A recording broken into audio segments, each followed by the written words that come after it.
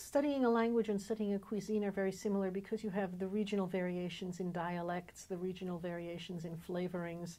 The most famous example, which I'm sure everyone you've interviewed has mentioned so far, is the gefilte fish isopleth, which was mapped by Marvin Herzog in his book, The Yiddish Language in Northern Poland. And what he found is that there's a line that divides Eastern Yiddish from Central Yiddish, and the same line divides the areas that season gefilte fish with salt and pepper and the areas that season gefilte fish with sugar.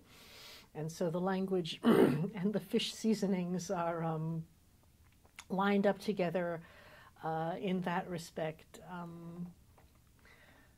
Languages, I guess, you know, like cuisines, they go with culture. They're sort of background. You don't entirely